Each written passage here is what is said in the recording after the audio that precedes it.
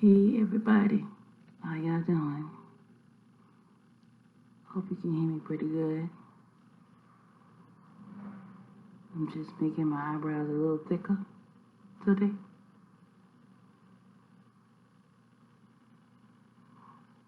I know it don't look good, but as long as they look furry, fuzzy, thicker, pretty much.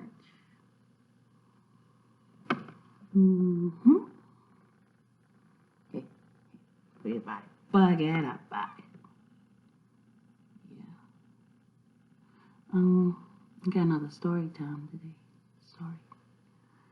This is about when I let my sponsor get away.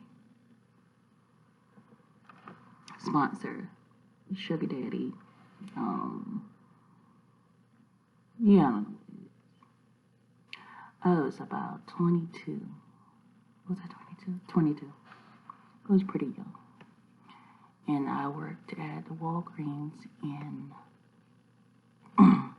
Long Island, New York. And this man, I didn't realize, when you're young, you don't realize when people, excuse me, you don't realize when people are like stalking you because you're young, you just, heads in the clouds. So, I was working hard and all that jazz, and it was just gentlemen that would come and smoke a cigar on the outside of the store.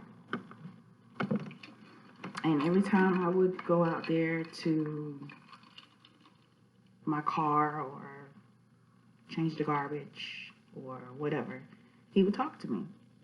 So I'm a friendly person, so I would talk to him back. And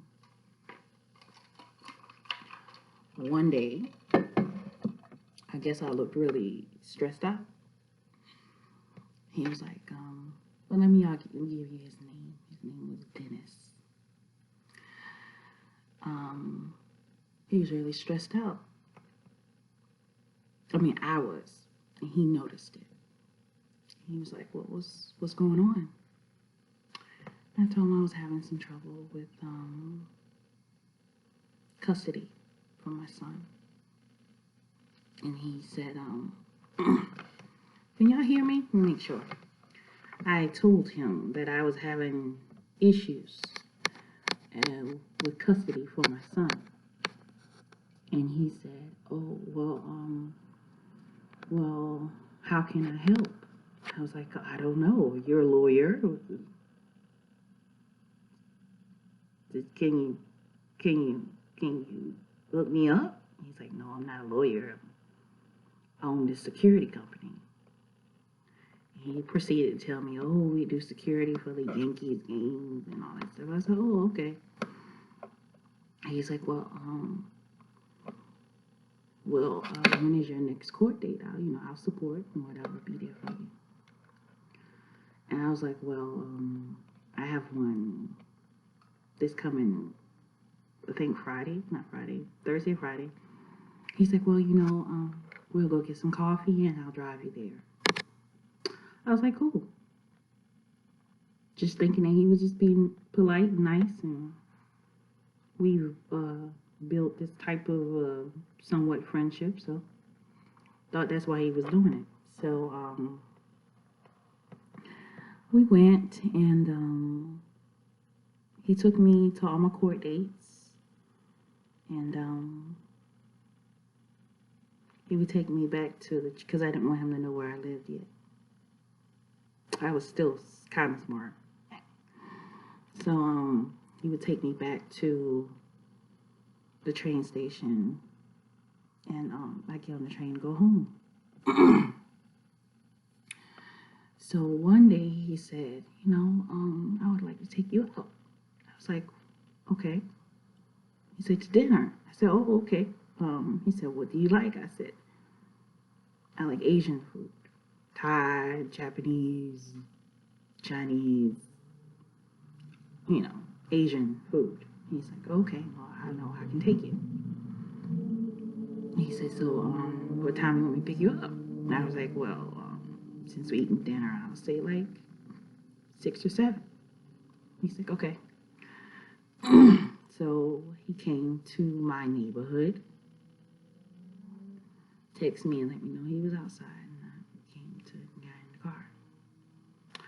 So we went to eat, and let me tell you what I wore.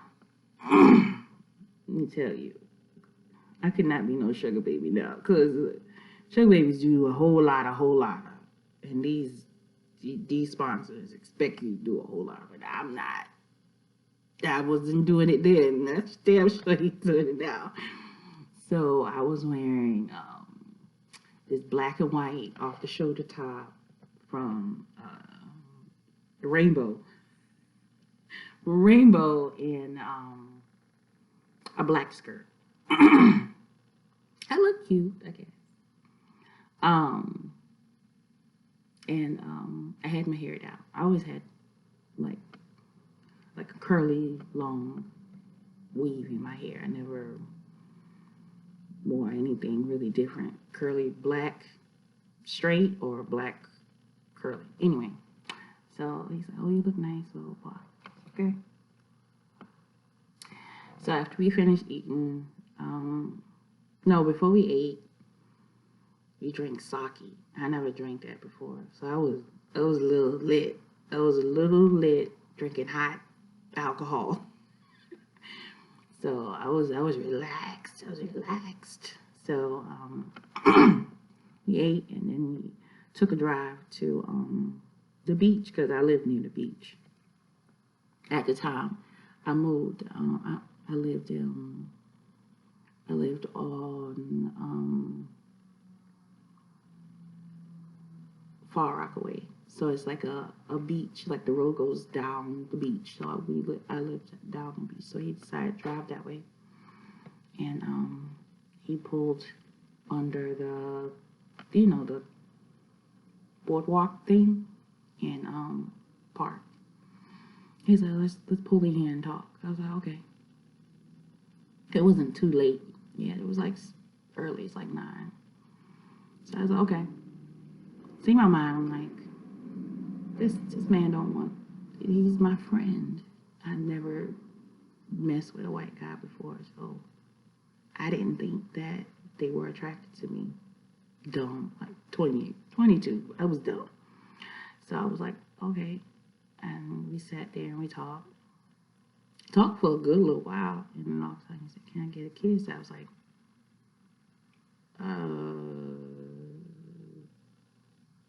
okay. So he kissed me, and it was not pleasant. Kissed him for a little while, not long at all. I said, oh, I think I stopped him when he started rubbing stuff. So I was like, I just want to go home now. He said, everything okay? And I was like, yeah, everything's okay. I just feel like I should go home. And he said, okay, I'll take you home. So he took me home. And I think I called him that night. Told him that I didn't like the kiss. He's like, oh, what was wrong?